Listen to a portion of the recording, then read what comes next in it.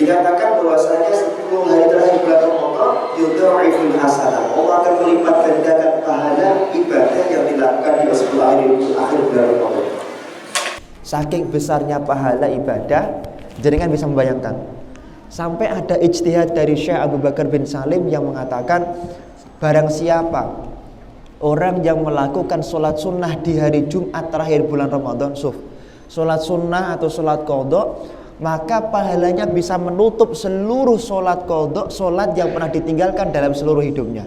Artinya menutup pahalanya, bukan menutup wajibnya. Andaikan ada orang pernah meninggalkan sholat wajib mengqadha, tapi artinya kemuliaan itu yang dilakukan di Jumat terakhir bulan Ramadan menutup daripada kemuliaan yang pernah dia tinggalkan selama hidupnya. Kenapa? Karena itulah kemuliaan 10 hari terakhir bulan Ramadan. Kanjeng Nabi Muhammad SAW diriwayatkan di dalam dari istrinya bahwa Kanjeng Nabi tidak pernah beribadah lebih semangat melebihi 10 hari terakhir bulan Ramadan. Maka mari kita semuanya di 10 hari terakhir bulan Ramadan memperbanyak ibadah kepada Allah Subhanahu wa taala dengan melakukan i'tikaf. Kitabul i'tikafi yukhadu mimma sayati annahu libas fil masjid binyatin huwa mustahabun. I'tikaf itu dari kata akafa yang artinya menahan. Di dalam kitab Bajuri dikatakan istiqomah bi syai'in minasyarr wad dhar. Jadi i'tikaf itu apa? Istiqomah di satu tempat, itu makna i'tikaf secara bahasa. Tapi secara istilahi i'tikaf itu adalah bertempat di masjid dengan tujuan beribadah kepada Allah agar mendapatkan ridha Allah Subhanahu wa taala. Jadi i'tikaf itu harus di masjid, tidak boleh enggak di masjid. I'tikaf di rumah tidak bisa. Cuman begini, di dalam kitab Syarah Sahih Muslim Imam Nawawi mengatakan mungkin karena ibu-ibu dalam posisi haid atau dan lain sebagainya, maka jenengan cukup di rumah saja. Cukup di rumah meridhoi istrinya suaminya untuk melakukan ibadah. Barang siapa seorang istri meridhoi suaminya bisa beribadah, bisa melakukan suatu amalan, maka istri yang diam di rumah juga mendapatkan fadilah dan keutamaan apa yang dilakukan oleh suaminya. Imam Al-Bukhari menulis juga di dalam Sahih Al-Bukhari, ada seorang perempuan dari Bani Israel, dari Bani Ansor, matur, ya Rasulullah, enak ya laki-laki itu gak usah ngapa-ngapain. Laki-laki itu mau jihad, ya jihad saja, gak usah izin kepada istri. Laki-laki itu ke masjid mau i'tikaf, ya terserah, nggak ada haid dan lain sebagainya dan seterusnya. Enak ya laki-laki bebas, puasa tinggal puasa, nggak usah izin pada suami. Bagaimana Rasulullah? Kemudian Rasulullah mengatakan hadza afdhalus shol, ini adalah pertanyaan yang paling baik yang pernah aku dengarkan. Kemudian Rasulullah mengatakan bahwasanya andaikan perempuan itu mau meridhoi apapun yang dilakukan daripada kebaikan suami, perbuatan baik dari suami, maka semua perbaikan baik dari suami akan juga didapatkan oleh istrinya, seperti itu. Wa mustahabun kulla waqtin wa yajibu bin nadri. Nah, hukum i'tikaf itu sunnah. Cuman kalau i'tikaf itu dinadarkan, maka hukumnya menjadi wajib. Jadi bisa menjadi wajib, bisa. Misalnya saya niat bernadar selama 10 hari bulan Ramadan akan duduk di masjid melakukan i'tikaf, maka berarti i'tikafnya menjadi wajib. Fil ashil awakhiri min Ramadan, 10 terakhir bulan Ramadan, afdal minhu fi ghairi limuadzabatihi sallallahu alaihi wasallam. Al-i'tikaf fihi kama taqaddama fil hadis syaikhan wa qalu fi hikmati dzalik. Karena ada hadis dari Imam Bukhari Muslim yang menjelaskan bahwa i'tikaf di 10 hari terakhir bulan Ramadan itu sangat dikuatkan oleh Nabi Muhammad SAW. Dikatakan annahu sallallahu alaihi wasallam i'takafal ashral awal min Syawal. Kanjeng Nabi itu melakukan i'tikaf 10 hari pertama bulan Syawal. Jadi kanjeng Nabi itu 10 hari pertama bulan Syawal i'tikaf. Ini dalil yang dipakai orang Jawa. Kenapa kok kalau bisa puasa Syawal itu di 6 hari pertama bulan Syawal, nanti ada bodo kupatan. Kenapa dalilnya ini? Makanya terus hari ke-7 pagi-pagi bacaan karena menggunakan hadis ini. Wa fihi yaumul id qat'an wa huwa liqbalus shaum ittifaqan.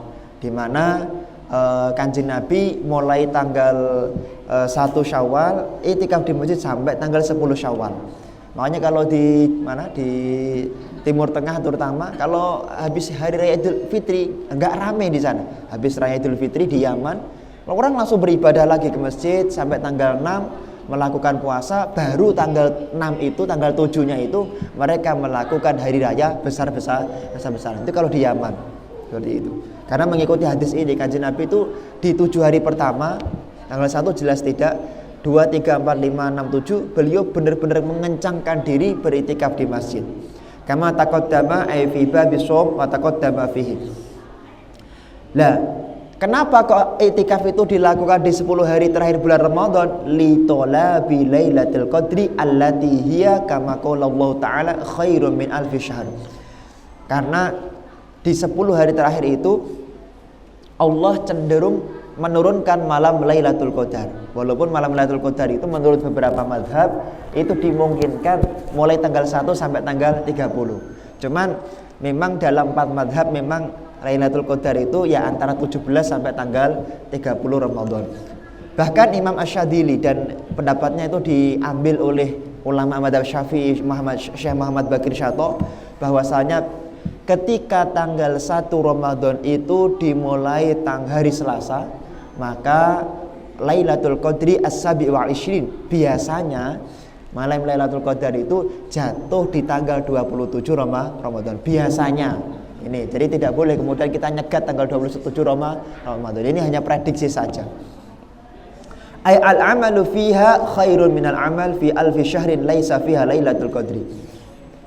Bahkan nanti kalau di dalam tafsir Marah Labid dikisahkan sahabat itu matur Kanjeng Nabi, ta'ajjaban nas ala Bani Israil. Kami itu kagum kepada Bani Israil Kanjeng Nabi. Loh kok bisa kagum, kenapa? Ada di antara mereka yang beribadah 1000 tahun, pagi kemudian ba'dal maghrib masuk ke masjid hatta yusbiha sampai subuh. Ba'da subuh masuk ke masjid sampai kemudian sore. Lah kita Kanjeng Nabi rata-rata umurnya hanya 63 tahun. Mereka bisa beribadah sampai berapa? 83 bulan sampai 3. Jadi 1000 bulan kira-kira begitu.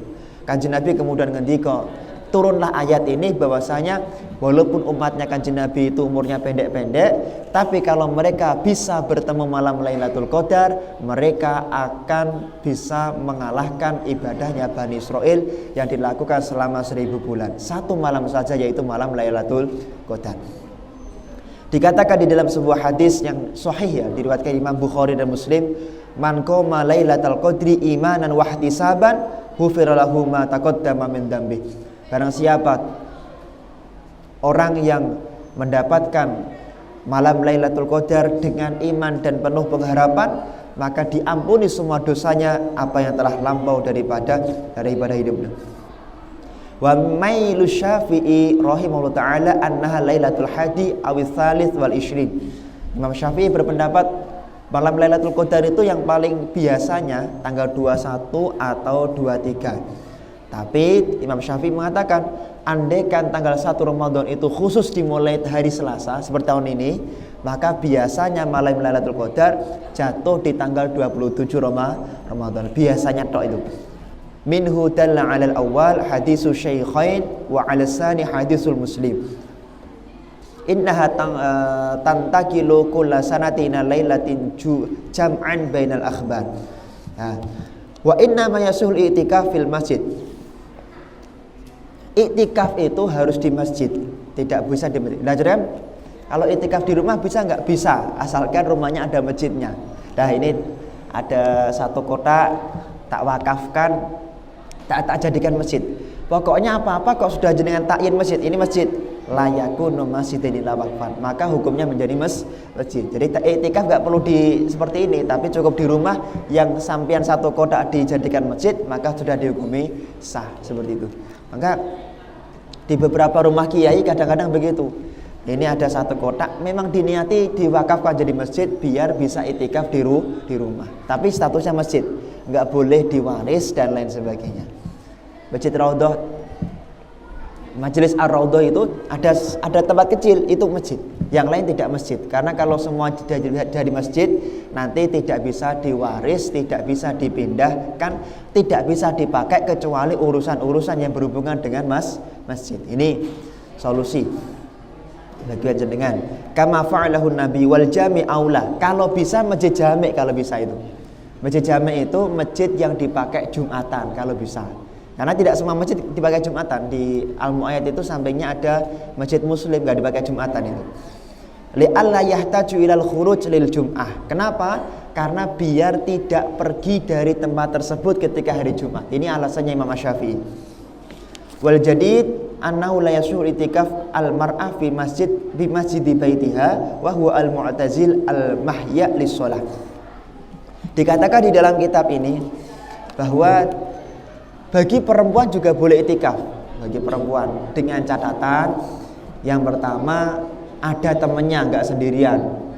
Yang kedua tidak menimbulkan fitnah ketika datang ke masjid, artinya tidak pakai pakaian yang menimbulkan daya tarik. Yang ketiga tidak ada kewajiban bagi perempuan itu untuk dilakukan di rumah. Misalnya ya itikaf tapi jangan lupa buat sahur untuk suaminya gitu. Ini penting sekali. Wal qadim yasihu itikafuha fihi wa ala hadha fa fi sihhatihi lirrijal fi masjidi baitihi wajhan. Walau ayyana al masjid al haram fi nadrihi al itikaf ta'ayyana wa kadha masjidul Madinah. Kalau bisa lagi itikaf itu di Masjidil Haram kalau bisa. Kalau nggak bisa di Masjidil Madinah. Kalau nggak bisa di Masjidil Aqsa. Fil Azhar menurut pendapat Al-Hadhi. Kenapa ada hadis sahih la tasyuddur rihal, ada yang baca la tusyaddur rihal illa ila salasati masajid. Masjidi hadza wal Masjidil Haram wal Masjidil Aqsa. Yang pertama Masjidil Haram, Masjid Madinah dan Masjidil Aqsa. Ini 3 masjid yang sangat diutamakan oleh Nabi Muhammad SAW. Kenapa? Karena Kanjeng Nabi mengatakan lagi salatun fi masjidi hada afdhalu min alfi salatin fi ma siwa illa Masjidil Haram. Wa salatul Masjidil Haram afdhalu min mi'ati salatin fi masjidi. Salat di Masjid Madinah, Masjid Nabawi, 1 rakaatnya lebih baik dari 1000 rakaat di masjid yang lain. Sedangkan sholat di Masjidil Haram 1 rakaatnya 100 kali lebih afdal daripada Masjid Madinah. Berarti apa? 100.000 lebih mulia daripada masjid yang lain. Ini keutamaan Masjidil Haram. Lalu bagaimana dengan kita yang tidak bisa ke sana karena corona? Maka ada kaidah, niatul muslim khairu min amalih. Yang penting niat. Ya Allah, jane saya itu bulan Ramadan pengen sholat di Masjidil Haram lah. Karena nggak bisa corona, jenengan tetap dapat fadilah sholat di Masjidil Haram. Ada seorang sahabat, loh, sampai dulu nggak pernah melakukan ini, nggak pernah melakukan ini, tapi kok dapat pahala ini nih. Di dalam kitab Manhajus Sawi, beliau mengatakan, dulu memang aku nggak pernah melakukan itu. Cuman aku dulu selalu niat pengen melakukan itu, tapi tidak tercapai. Makanya Allah tetap memberikan pahala kepada saya. Niatul mukmin khairun min amali. Niatnya orang mukmin itu jauh lebih baik daripada amalnya. Karena kalau sudah melakukan, kadang-kadang ada rasa sombong dalam hati, hilang pahalanya. Kalau sudah mengamalkan, kadang-kadang pengen dipandang orang lain, riak, melakukan riak, hilang semua pahala. Tapi kalau niat tok, belum sempat melakukan, aman dia, pahalanya aman.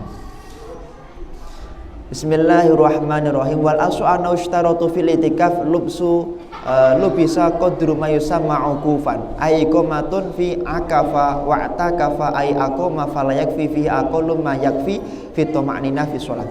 Itikaf itu bagaimana sih? Sing penting jenengan rawuh teng masjid, duduk dengan kadar membaca surat Al-Ikhlas. Duduk Al-Ikhlas kira-kira berapa? 15 detik. Duduk 15 detik, saya niat itikaf sunatan lillahi ta'ala. Keluar, maka sudah sah mendapatkan pahala itikaf. Jadi seperti itu. Ditanya istrinya, sudah itikaf? Sudah, Masya Allah. 10 hari terakhir bulan Ramadan. Ini minimal itikaf menurut 4 madhab. Ya, tidak ada khilaf. Wakila yakfi al-murur bila lubsin. Wah, bahkan di dalam pendapat madhab yang lain, wakila yakfi, wakila ini berarti bisa diamalkan karena muqabilnya asoh. Yakfil murul bila lubsin. Jenengan lewat tok, saya niat itikaf sunnatul ta'alam, keluar lagi sudah dapat itikaf. Pendapat kedua seperti itu. Ka'an dakhala min babin wa kharaja min akhar. Masuk saya niat itikaf sunnatul ta'alam. Buat status alhamdulillah sudah itikaf. Masya Allah. Ini pendapat paling ringan. Wa ishtaratu muksunah bi yaumin. Cuman yang paling ideal katanya Rasulullah ya minimal 1 hari. 1 hari jenengan duduk di masjid, boleh keluar asalkan ada hajat, seperti itu.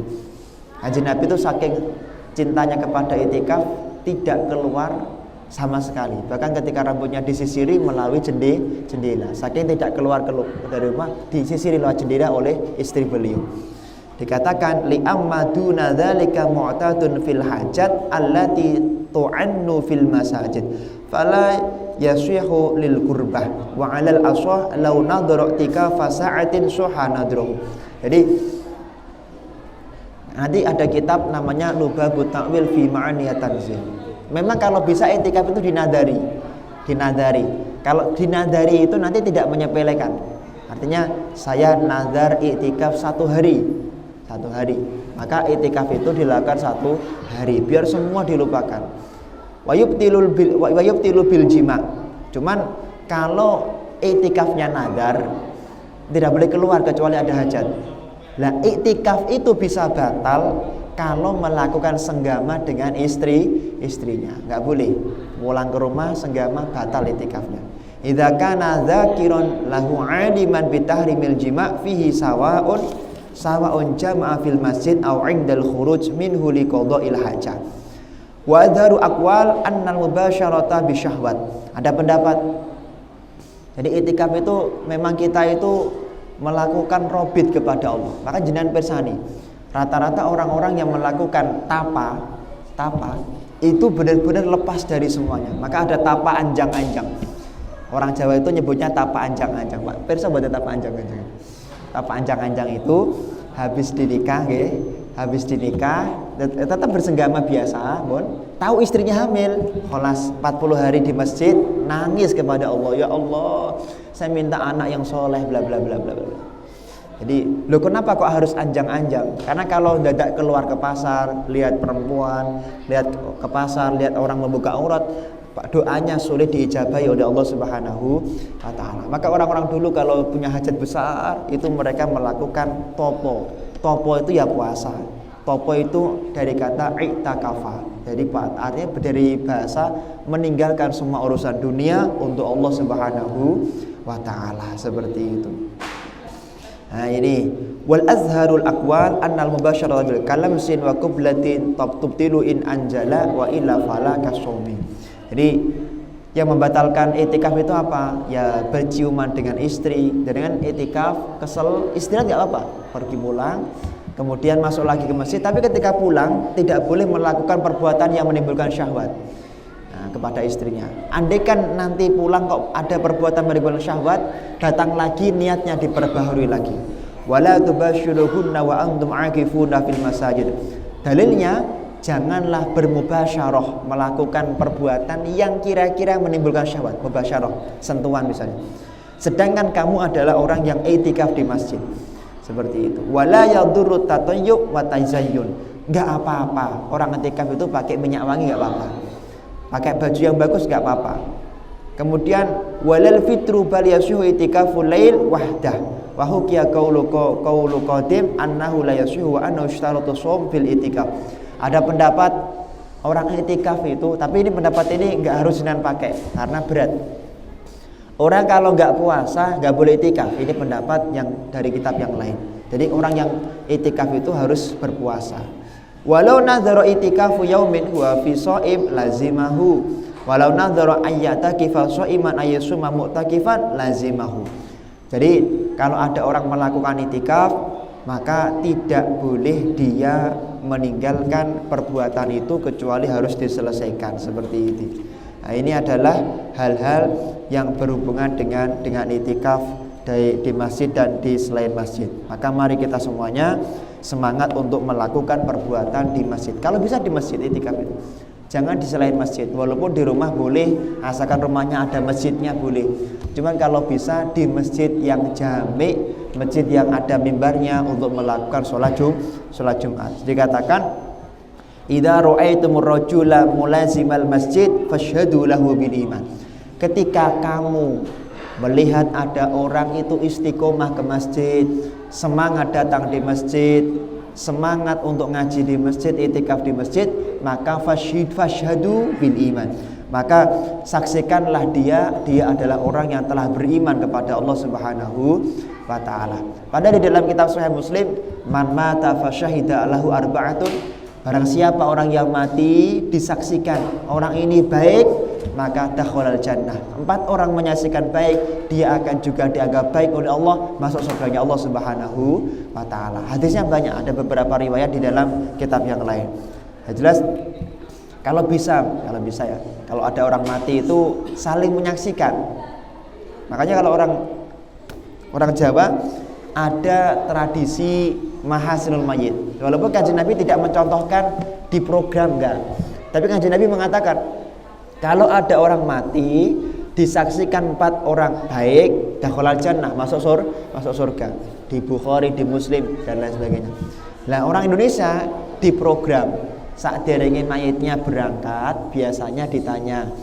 Biasanya harus ada pidato, bagusnya pidato. Sak ngertos kula amwakili kalau keluarga mbok pilih jenazah niki wonten khilafipun kula nyuwun agunging pangarsami. Nomor 2, ini adabnya ya. Kalau jenazah ini punya hutang piutang, punya hak adami, mohon hubungi keluarga, insya Allah akan diselesaikan oleh keluarga. Yang kedua, yang ketiga, sak ngertos kula ya, harus pakai setahu saya. Nanti kalau jenengan tiba-tiba saya napa awon, saya itu nanti di dalam kitab bajuri jadi pertanggungjawaban di akhirat. Bahaya. Maka harus ada sak ngerti saya. Setahu saya Bapak A ini selalu datang di pengajian Masjid Al-Mu'min, istiqomah luar biasa. Menurut saya itu merupakan ciri-ciri orang yang baik. Menurut panjenengan baik atau buruk? Baik. Wah, maka 4 orang saja bilang baik katanya Rasulullah, maka dia berhak menjadi ahli surganya Allah Subhanahu wa taala. Dan tidak ada kalimat baik yang lebih pantas melebihi kebaikan mereka orang yang ahli itikaf. Nah, ahli itikaf kholas baik seperti itu. Sak ngertos kula tiyang niki ahli ngeten, saya napa awon. Dimusuhi sak kampung jenengan. Baik napa buruk. Kemudian orang yang ahli itikaf di masjid dikatakan oleh Rasulullah SAW, hadisnya dinukil oleh Imam Nawawi. Artinya hadis ini bisa dipertanggungjawabkan. Kalau ada hadis kok dinukil mujtahid, berarti hadis ini adalah ihtimal kalau enggak sahih ya hasan. Kalau diambil seorang mujtahid. Imam Muslim mengambil sanad kepada Imam Asy-Syafi'i misalnya. Imam Muslim mendapatkan sanad yang sahih jumlahnya 1 juta sekian. Walaupun nanti di dalam Musnad Ahmad bin Hanbal hanya ditulis 6.000 sekian. Karena ahli hadis itu kalau nulis hadis, Pak, walaupun tahu itu sahih secara ilmiah itu sahih, beliau nggak akan nulis satu hadis kecuali mimpi dulu ketemu Rasulullah. Imam Bukhari jutaan hadis yang dihafalkan. Tapi kenapa yang ditulis di dalam Sahih Bukhari hanya 4.000 saja sekian? Karena beliau setiap mau nulis satu hadis itu sholat dulu, mandi dulu, istikharah dulu, nunggu ngimpi ketemu Rasulullah. Kemudian ketika Rasulullah mengatakan sahih, baru ditulis di dalam Sahih Al-Bukhari. Seperti itu. Dulu. Kenapa kok? Saya diprotes dulu. Kenapa kok enggak banyak itu? Enggak juta. Katanya Imam Hambali jutaan hadis. Kenapa kok sedikit ya tadi? Saking hati-hatinya para ulama ahli hadis seperti itu. Walaupun secara ilmiah itu bisa itu secara mustalah hadis sudah dianggap sahih, tapi beliau saking hati-hatinya minta izin kepada Nabi Muhammad sallallahu alaihi wasallam. Oh ya, mimpi ketemu Rasulullah bukan dalil ya. Mimpi ketemu Rasul bukan dalil. Kemarin ada orang yang mimpi ketemu Rasulullah bilang, Pak, besok intinya kata, besok itu 1 Syawal. Padahal itu masih 28 Ramadan gitu. Besok 1 Syawal. Enggak mungkin kira-kira begitu. Nah, kemudian apakah mimpinya si fulan ini bisa dianggap hujah? Tidak bisa. Mimpi Rasulullah tidak bisa dijadikan hujah, walaupun tidak mungkin salah. Karena hujah fikih itu tidak bisa menggunakan mimpi ketemu Rasulullah Shallallahu Alaihi Wasallam, walaupun mesti benar. Biasanya kalau mimpi ketemu Rasulullah itu pasti benar. Rasulullah mengatakan besok si fulan meninggal, ya meninggal benar. Kalau mimpi ketemu Rasul Shallallahu Alaihi Wasallam, ini satu-satunya mimpi yang seperti nyata, bukan seperti nyata. Mimpi ketemu Rasulullah itu rasanya seperti ya ketemu gini nyata. Jadi bisa bertanya dan seterusnya. Beda kalau mimpi ketemu sama genderuwo, beda kira-kira begitu. Innallaha malaikata yatakarrahuna minal mutakallimina fil masjid bi kalamil lahwi wal jud. Malaikat itu, Pak, itu paling enggak suka atau paling menahan rahmat kepada mereka yang datang ke masjid kemudian berbicara urusan dunia di dalam masjid. Maka hati-hati, jangan berbicara urusan dunia di dalam masjid. Munah. Kalau mau misalnya pidato masalah kenegaraan, jangan di masjid, di luar saja. Cari nanti gedung pertemuan RT RW di sana saja.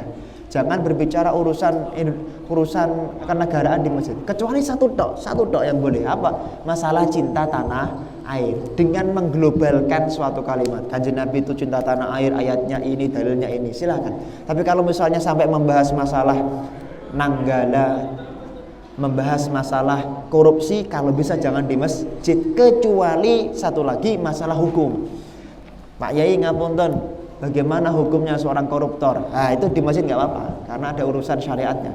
Tapi kalau berbicara masalah, wah, mari kita semuanya bersama-sama membantu korban kapal selam, yaitu bagus. Tapi kalau bisa jangan di masjid. Pokoknya berhati-hati, jangan berbicara urusan apapun yang di masjid seperti ini. Masjid ini urusan syariatnya Allah Subhanahu wa taala. Maka dikatakan oleh Rasulullah, wartafa'atil aswatu fil masajid. Salah satu sebab utama Allah itu akan mempersulit rizki di suatu tempat, rezekinya diberikan, anaknya sulit untuk jadi yang soleh dan solehah, adalah wartafa'atil aswatu fil masajid. Masjid itu dipakai untuk berbicara masalah dunia atau berbicara bukan urusan yang berhubungan dengan syariatnya Allah Subhanahu wa taala. Maka mafhum mukhalafahnya bagaimana? Kalau kita pengen rahmat cepat datang ke kita, maka perbanyak, yaitu i'tikaf di dalam masjid seperti itu. Diniati. Maka biasanya masjid-masjid itu ada tulisan nawaitul i'tikaf sunatan lillahi ta'ala. Seperti itu. Kenapa? Biar ketika nunggu sholat itu loh, iman. Nunggu sholat itu daripada untuk diam, daripada hanya baca Quran, ya kalau diniati, saya niat duduk di masjid i'tikaf lillahi ta'ala sambil baca Quran, dapat 2 pahala. Iman. Makanya di beberapa masjid kepatihan masih ada niat, jangan lupa niat i'tikaf di dalam masjid. Karena i'tikaf itu ibadah yang harus diniati. Kalau nggak niat nggak sah, harus diniati. Idza dakhala ahadukum masjidah fala yajlisu hatta yusalli rak'atain. Cuman begini, kalau kita masuk ke masjid, adab-adabnya tetap dijaga. Masuk ke masjid jangan duduk kecuali sholat 2 rakaat. Sholat 2 rakaat dulu qobliyah subuh atau sholat yaitu tahiyatul masjid. Ini Kanjeng Nabi mengatakan, buruk orang yang datang ke masjid mereka tidak melakukan sholat tahiyatul masjid. Syarrul biqa aswaquha wa khairul biqa masajiduha. Sebaik-baik masalah 10 hari terakhir bulan Ramadan, sebaik-baik tempat menurut Rasulullah itu masjid. Sebaik-baik dan semulia tempat itu masjid. Dan seburuk-buruk tempat yang mana di 10 hari terakhir itu nanti banyak maksiatnya, itu adalah aswaq, pasar-pasar. Cuman karena seburuk-buruknya, maka di dalam tafsir Tobari nanti dijelaskan ada iblis zalambur, sabur dan masuk. Iblis yang menggoda manusia di 10 hari terakhir bulan Ramadan, pengen ke pasar dan seterusnya dengan berbagai alasan. Wah, nanti kalau nggak ke pasar nggak beli baju lebaran, dan nanti kalau nggak ke pasar nggak beli bingkisan, itu nanti akan godaan seperti itu. Makanya kalau jenengan buka Shopee itu semangatnya luar biasa. Wah, Tokopedia, Bukalapak, semangatnya luar biasa Ustaz Haryanto ya. Tapi kalau pergi ke masjid kadang-kadang malas kita. Kadang-kadang malas. Cuman kalau buka Shopee semangat. Karena memang ada iblis yang tupoksinya masalah itu. tugasnya menggoda kita untuk semangat pergi ke pasar atau belanja di 10 hari terakhir bulan Ramadan. Dan katanya Imam Tobari di dalam surat Al-Kahfi itu merupakan salah satu golongan iblis yang kastanya itu paling sukses untuk menjadikan manusia tersesat. Itu iblis yang menggoda manusia pergi ke pasar. Makanya kalau pengen belanja, itu kalau Al-Bagir kami sendiri itu selesaikan sebelum masuk 10 hari terakhir bulan Ramadan.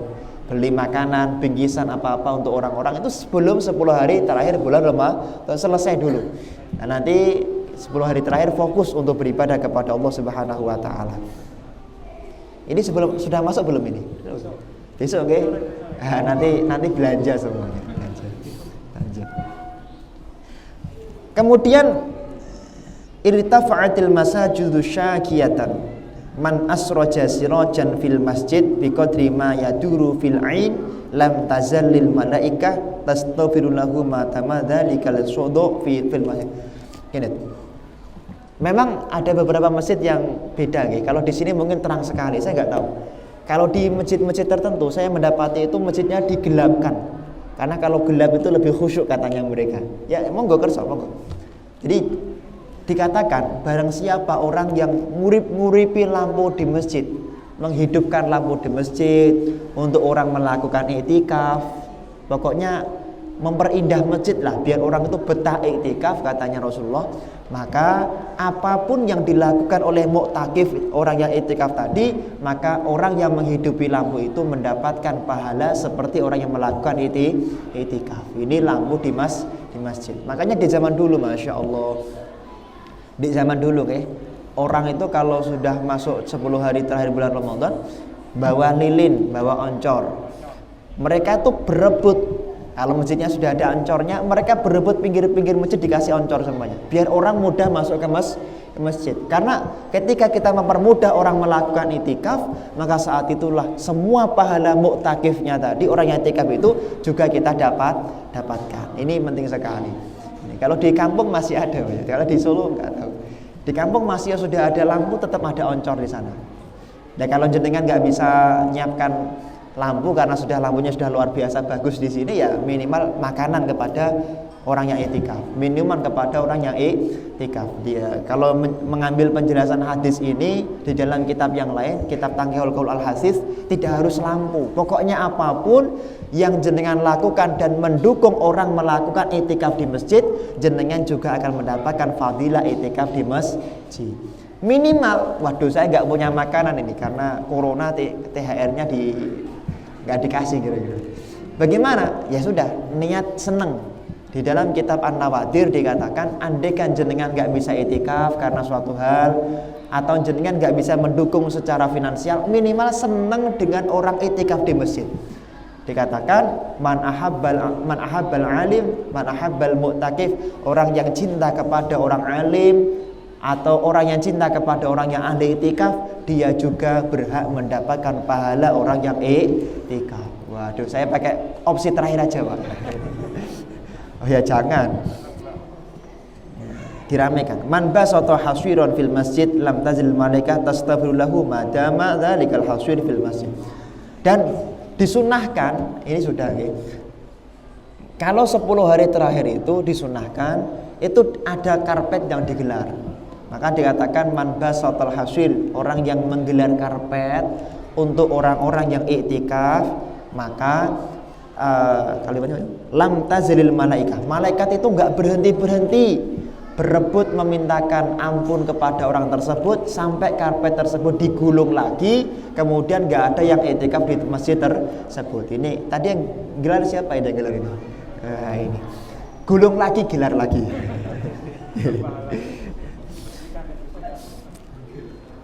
Tidak cuman itu, karpet sudah, oh ya kotoran.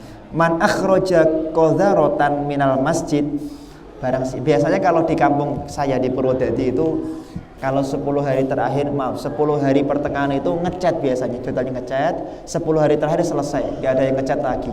Jadi dipaes-paesi masjidnya, dibagus-bagusi. Barang siapa orang yang mengeluarkan kotoran, ya, memperindah masjid, mengeluarkan kotoran-kotoran dari masjid, biqadri ma yaduru fil ain, ya semampunya saja, nggak usah berlebihan semampunya. Ada kotoran dikeluarkan. Syukur-syukur dimaksimalkan.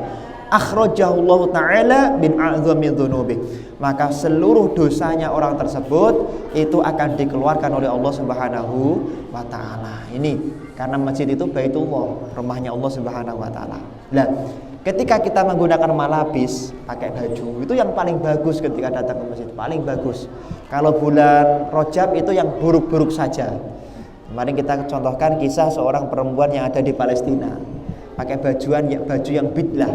Sekarang kalau di bulan Ramadan ini pakai baju yang bagus-bagus, pakai amaim, pakai serban, pakai imamah, pakai sajadah, pakai siwak dan seterusnya. Itu pokoknya menggunakan yang dicintai oleh Allah Subhanahu wa taala. Innallaha ta'ala wa malaikatahu yusholluna ala ashabil amaim yaumal jum'ah. Allah itu akan mendoakan dan para malaikat mendoakan bersolawat kepada orang-orang yang menggunakan serban, menggunakan pakaian yang terbaik, kemudian pergi ke masjid, khususnya hari Jumat. Syukur-syukur setiap hari, tidak cuma hari Jumat, karena itu adalah dicintai oleh Allah Subhanahu wa taala. Terkait masalah sholat di Jumat terakhir bulan Ramadan, itu kan juga ramai nanti sholat kafaroh ya. Memang di dalam kitab ini kitab Mahali ya, Kanjur Rohibin, itu hukum sholatnya bid'ah, haram melakukan sholat. Usolli sunnatan li qodoi jami sholawat. Saya niat sholat mengkodok semua sholat. Ya saking semangatnya, karena bulan Ramadan itu dilipat gandakan pahalanya. Apalagi 10 hari terakhir, hadisnya jelas. Apalagi di hari Jumat 10 hari terakhir. Apalagi antara ba'da Jumatan sampai maghrib. Wah, itu pahalanya paling kuat itu. Maka saking besarnya, tadi kami sampaikan, seorang ulama yang dimakamkan dan mujtahid madhab dia, yaitu Imam Syekh bin Abi Bakar bin Salim, berijtihad di antara Jumatan dengan asar perbanyaklah melakukan ibadah itu di Jumat hari terakhir. Cuman begini, jangan saya niat sholat untuk mengkodok semua sholat, jangan. Walaupun pahalanya cukup untuk menutup semua kekurangan sholat yang dulu, menutup ya pahalanya, karena saking gede ini pahala. Nah, bagaimana caranya? Yang pertama, kita mengikuti pendapat Imam Syafi'i, Hambali, Hanafi atau Maliki. Tidak ada khilaf, terutama di dalam kitab Tuhfah, bahwa mengkodok sholat itu diperbolehkan kapanpun, mengkodok. Bahkan ba'da asar pun boleh, karena mendapat jumhur. Yang kedua, ulama sepakat mengkodok sholat itu diperbolehkan walaupun kita nggak tahu yang dikodok yang mana. Pokoknya rumangsaku aku ki sholatnya kadang-kadang orang khusyuk, apalagi ketika baru muda ya, baru awal haid, baru awal keluar mani 9 tahun. Kemudian saya kadang-kadang belum paham sholat. Pokoknya saya ingin mengkodok sholat manapun yang batal. Maka para ulama itu menengah-nengahi antara perdebatan Kiai Ahmad Dahlan, Kiai Hashim Asy'ari sama Kiai Khotib Minangkabawi. Ini sempat terjadi debat ilmiah, debatnya menggunakan tulisan. Ya wis gini sajalah.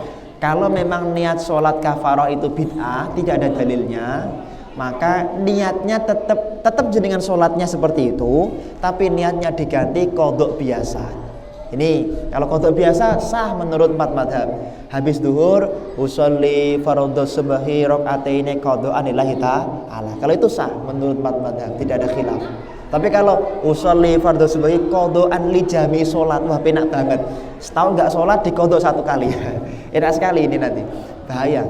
Jadi niatnya, saya niat sholat subuh qodok sholat lillahi ta'ala. Usolli fardhul asri arba'a raka'atin qodaan lillahi ta'ala. Kalau itu sah menurut 4 madhab, tidak ada khilaf. Yang jelas tidak boleh niatnya kafaroh. Usolli fardhul zuhri arba'a raka'atin kafarotan, tidak sah, karena tidak ada sholat kafaroh. Yang pertama fikih. Yang kedua, sholat Lailatul Qadar. Ini biasanya dilakukan oleh orang-orang yang ada di Jawa. Di Timur Tengah nggak ada. Orang Jawa itu kreatif sekali sampai bisa menciptakan sholat Lailatul Qadar. Kalau saya lebih cenderung tidak langsung mengatakan haram. Kholas, sholat itu baik, intinya begitu. Lah, ibadah di malam-malam terakhir bulan Ramadan 10 hari itu baik, itu prinsip. Maka biar mereka yang hobi sholat itu terakomodasi, tetap sholat di malam Lailatul Qadar, tapi niatnya jangan usolli sunnatan bitolbi Lailatul Qadar. Jangan. Kalau itu nggak ada dalilnya, nggak ada sunnahnya. Tapi kalau beribadah di malam Lailatul Qadar ada, banyak sholat ada, maka niatnya diganti usolli sunnatal hajati rokaatain lillahi ta'ala kholas. Sholat hajat di malam Lailatul Qadar. Jadi tetap sholat Lailatul Qadar, tapi niatnya diganti sholat hajat. Ini penting sekali. Jadi bagi bapak-bapak, ibu-ibu yang hobi sholat di malam Lailatul Qadar, tetap terakomodir, tidak kemudian meninggalkan semuanya. Saya kira itu tentang Lailatul Qadar, tentang itikaf. Semoga bermanfaat. Kalau ada pertanyaan saya persilahkan. Okay. Yang mendapatkan malam Lailatul Qadar itu apakah hanya yang berada? Jadi kalau kita melihat teks hadisnya tadi dan dijelaskan oleh Imam Qolyubi ya, man qoma lailatal qadri imanan wahtisaban ghufira lahu ma taqaddama min dzambi. Barang siapa orang yang melakukan ibadah di malam Lailatul Qadar, niatnya karena iman dan pengharapan untuk pahala. Kalimat ini dijelaskan di dalam syarahnya bahwa tidak harus di masjid, bisa dimanapun. Maka paling enak begini. Maka di dalam kitab Manhajus Sawi, niatkan, saya niat nawaitul ibadata fi ashril awakhir, saya niat ibadah di 10 hari malam 10 hari bulan Ramadan sunnatan lillahi ta'ala. Saya niat ibadah, pokoknya saya jenengan mau makan, saya niat makan biar nanti punya kekuatan bisa ibadah. Maka makanya jadi ibadah. Saya niat pergi ke sawah, tak bekerja nanti biar dapat uang bisa menafkahi istri, maka ke sawahnya dapat ibadah. Saya niat pergi ke kantor biar dapat rezeki menafkahi istri, ke kantornya dapat ibadah. Dimanapun kita, apapun yang kita lakukan, niat ibadah seperti itu. Ngoten nggih. Pripun Pak Ustaz? Cita-cita tentang Lailatul Qadar. Ciri-ciri Lailatul Qadar.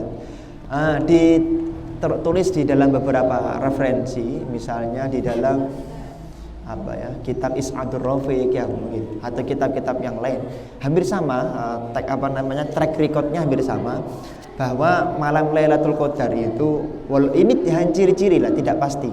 Ulama hanya mengatakan ciri-cirinya. Itu biasanya subuhnya itu terang, dan sejuk sekali, tidak panas tapi sejuk. Di hari berikutnya itu sejuk, tidak panas. Yang kedua, orang yang mendapatkan Lailatul Qadar, dia itu semakin semangat ibadah. Yang sebelum Ramadan dia itu sholat duhanya 2 rakaat, setelah Ramadan kholas 4 rakaat. Yang ketiga, orang memandang wajahnya itu lebih menyenangkan. Jadi jangan nanti tanya teman-temannya ya, melihat wajahku seneng nggak? Aduh, tambah mumet. Nah, itu berarti dipertanyakan di malam Lailatul Qadarnya. Jadi dikatakan batul i'tikaf, orang memandang wajahnya itu senang untuk melakukan ibadah. Makanya para ulama seperti Imam Nawawi semenjak umur 2 tahun itu sudah melihat malam Lailatul Qadar. Imam Nawawi, pengarang Riyadhus Shalihin, dikatakan di malam kedua tiba-tiba bangun tidur menangis, wahai ibu bagaimana ini, malam apa ini kok indah sekali, bla bla bla. Kemudian setelah itu tanya kepada ulama yang ahli takwil bahwa itu adalah anakmu sudah menemukan dan bertemu malam Lailatul Qadar, seperti itu. Sehingga ketika beliau sudah mendapatkan malam Lailatul Qadar itu nikmat sekali. Kalau di Yaman itu biasanya Syekh itu udah bilang nanti malam Lailatul Qadar. Dan setiap yang dibilangi Syekh itu, ya Allah, nikmatnya luar biasa. Tapi nggak lama biasanya, cuman sekitar 1 jam saja. Yang paling detail itu 1 jam. Dulu pernah di suatu malam Syekh Muhammad bin Ali Ba'atah itu tiba-tiba bilang, istikharah saya malam ini adalah malam yang mulia. Nggak mengatakan Lailatul Qadar. 1 jam itu ya Allah, nikmat sekali, sejuk sekali. Jadi memang malam Lailatul Qadar ciri-ciri seperti itu.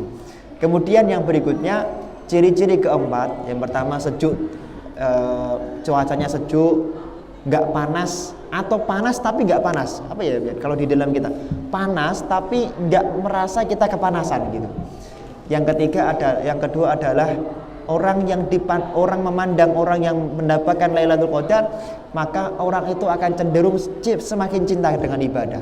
Yang keempat, hatinya orang yang mendapatkan malam Lailatul Qadar itu semakin semangat untuk melakukan ibadah. Yang kelima ini, orang yang bertemu dengan malam Lailatul Qadar, dia cenderung untuk semakin takut melakukan kemaksiatan kepada Allah Subhanahu wa taala.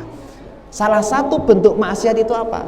Ketika ketika jenengan tidak terima dijadikan ahli maksiat. Itu bentuk kemaksiatan itu. Jenengan naudzubillah ya. Misalnya ada orang yang kita kan kadang-kadang nggak sengaja atau mungkin ya memang sudah tersistematis ya. Kita pergi ke pasar kan sudah tersistematis pasti ada SPG gitu ya. Gak mungkin kita menolak gitu. Ya sudah, ya karena sudah memang sulit dijaga, istighfar kita. Seperti itu. Kok jenengan itu gak terima, ya Allah, kok bisa-bisanya saya itu dijadikan ahli maksiat. Orang yang tidak terima ketika dia dijadikan ahli maksiat, maka itu adalah kibarul ma'asi, maksiat yang paling besar di mata Allah Subhanahu wa taala. Makanya Allah sudah memberi rekomendasi, ma min aswatin ahabbu indallah. Gak ada di dunia ini suara rintihan yang paling aku cintai melebihi rintihan orang yang bermaksiat kemudian dia bertobat kepada Allah Subhanahu wa taala. Maka ciri-ciri orang yang mendapatkan Lailatul Qadar biasanya dia itu apapun mudah bersyukur. Ini kesimpulannya. Dijadikan ahli maksiat, alhamdulillah ya Allah, saya sempat maksiat. Belum maksiat, alhamdulillah. Seperti itu. Maka kalau nggak salah 2 tahun yang lalu ya, awal saya berbicara di sini pernah menyampaikan satu kisah. Nah, pas dulu masih berdiri misalnya. Nah itu ini ada seorang ulama ini masya Allah qaimul lail shaimun nahar. Setiap siang puasa, sering puasa lah, nggak setiap siang. Kalau malam hampir orang itu mengetahui beliau di masjid untuk membaca kitab dan i'tikaf. Kemudian setiap hari hidupnya untuk berdakwah. Para ulama istikharah termasuk muridnya tadi. Bahkan beliau kalau sedang ceramah begini, orang datang di majelis beliau, saking mulianya ulama ini, setiap orang yang datang di majelis beliau malamnya langsung mimpi ketemu Rasulullah. Jadi kalau jenengan pengen mimpi ketemu Rasulullah, datang saja ke majelisnya ulama tadi. Kalau ngajinya ke saya, nanti malam mimpi kita ketemu kuntilanak gitu. Karena maksiatnya banyak. Kayak kalau ulama ini enggak dikisahkan di dalam kitab Imam Abi Al-Bustami juga sama. Imam Abi Yazid Al-Bustami juga sama. Orang yang datang di majelis beliau malamnya pasti mimpi ketemu Rasulullah. Saking mulia daripada mulianya gurunya tadi. Ini mencari guru itu penting. Cari guru yang mu'tamad, cari guru yang sanadnya bertasalsul sebagaimana dikatakan di dalam Bukhari Muslim. Kami mendapatkan cerita ini. Tadi nggak sengaja kita membuka atau sengaja tidak sengaja membuka YouTube, ada ceramahnya Ustaz Hidayat ini. Oh, ada satu hadis bagus di dalam Muslim bahwa besok di akhir zaman itu banyak orang yang yaqulu ma la ya'lamun, ma la yasmaun. Orang yang berbicara tapi tidak pernah dia dengarkan. Banyak orang yang ahli ceramah tapi sedikit ulamanya di akhir zaman. Banyak orang itu berebut menjadi ustadz tapi tidak mau belajar. Itu di akhir zaman. Ya bagus, berdakwah itu bagus. Kita semangat berdakwah itu wajib hukumnya, tapi harus didasari dengan ilmu. Tapi kan Nabi sudah memberi mulahadhah. Saking semangatnya mereka berdakwah, mereka mengatakan apa yang tidak pernah mereka dengar. Bahkan kakeknya, wa abauka, bapaknya juga gak pernah dengar. Jadi mereka membuat kisah yang baru, biar ketika ceramah itu menarik. Wah, ini gak pernah saya dengarkan dari ustadz yang lain gitu. Seperti itu. Ini sangat berbahaya sekali. Khulas kembali kepada tadi, ulama tadi ada para ulama istikharah termasuk muridnya bahwa ternyata orang ini kelak matinya akan menjadi ahli nerakanya Allah Subhanahu wa taala. Istikharahnya ulama itu 90% ya. 70% ya, 3/4 dari kenyataan yang ada. Jadi 3/4 istikharahnya ulama itu pasti benar karena itu adalah hidayah dari Allah. Para ulama dan muridnya datang. Wahai ulama, wahai syekh, dari istikharah kami jenengan itu kok matinya su'ul khotimah ya. Kira-kira begitu. Apa jawaban syekh tadi? Syekh mengatakan qad ra'aitu mundu arba'ina sanawat. Ketahuilah kamu wahai muridku, masalah aku di neraka. Aku sudah mengetahui arba'ina sanawat, 40 tahun yang lalu. Wis ngerti aku. Loh, kalau kamu sudah tahu, kenapa kamu masih ibadah?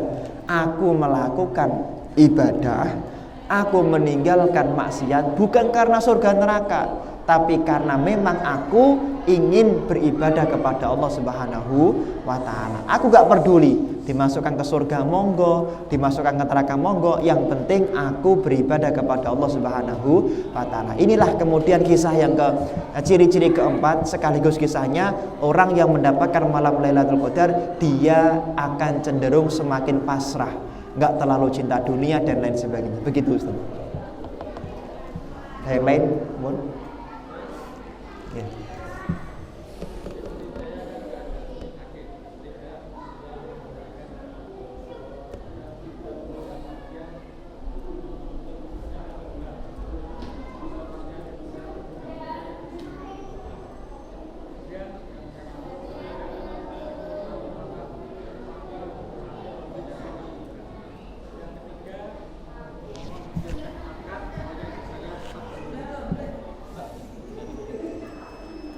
Pertanyaan. Kalau istri dari bapak Yeah. itu sakit, Yeah.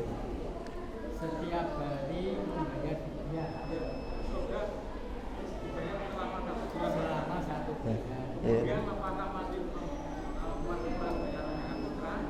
Yang ketiga, minta berdoakan Minta dan Oke.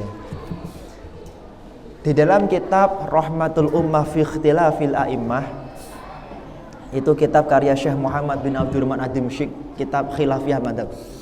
Orang yang marid, yang layur jabur, orang yang sakit tidak bisa diharapkan lagi sembuhnya, maka dia wajib membayar fidyah kafaroh. Berapa kafarohnya? Imam Syafi'i ini paling ringan, Imam Syafi'i paling ringan, yaitu ya sakmut aja lah. Kalau di sini berapa? 7 ons. Berapa di sini? Sekitar itu, oke. Saya kira-kira segitu. Jadi 1 hari nggak puasa bayar 7 ons beras. Kira-kira segitu. Ada yang berpendapat 10 ons ya, monggo terserah. Sak kerakup. Hadisnya sak kerakup itu kan beda-beda. Ya, ada yang mengatakan 675. Ada yang mengatakan 700 berapa. Sak kerakup pokoknya. Itu di dalam hadisnya. Kemudian yang pertama itu, menurut Imam Hanafi yang paling berat itu 3,8 kilogram gandum. Itu mahal sekali, bangkrut jenengan kalau pakai itu, karena sekali bayar paling tidak 180.000 rupiah, itu bangkrut, jangan pakai itu. Imam Maliki, kalau nggak kuat, sakit yang nggak bisa sembuh, nggak usah bayar apa-apa, sudah. Cuman kita mengikuti mazhab Syafi'i yang mana ketika orang sakit maka wajib membayar fidyah. Apakah orang yang sudah membayar fidyah itu kemudian tidak membayar zakat fitrah? Fidyah dengan zakat fitrah itu dua hal yang berbeda, dua bab yang berbeda. Zakat fitrah itu dikeluarkan karena untuk yuzakkina amwalahum, yuzakkina abdanahum wa batinahum, untuk membersihkan batin kita, badan kita dari dosa. Sedangkan bayar fidyah itu untuk membayar puasa yang tidak bisa dilakukan, maka tetap wajib membayar zakat fitrah. Ya, keluarkan paling ringan setahu saya 2,49 kg atau 2,5 kg. Pendapat yang muktamad dari mazhab Syafi'i 2,75 kg. Ada yang mengatakan 3 kg, antara itulah kira-kira. Terserah ikut yang mana terserah. Itu tetap membayar fidyah seperti itu dan tidak perlu qadha karena sudah tidak bisa sembuh lagi. Ada yang lain sebelum doa? Sebelum mendoakan maksudnya. Kalau tidak ada, mari kita berdoa semoga istri beliau segera diberi kesembuhan oleh Allah Subhanahu wa taala. Siapapun di antara keluarga kita yang sakit, semoga segera diberi kesembuhan oleh Allah Subhanahu wa taala. Diangkat segala penyakitnya, dijadikan kita semuanya berkumpul di sini adalah orang yang bertemu dengan malam Lailatul Qadar.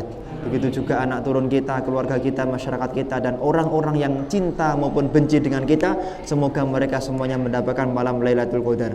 Ala hadhihi niyyah wa likulli niyatin shalihah wa ala ma nawa salafuna shalih. Al-Fatihah.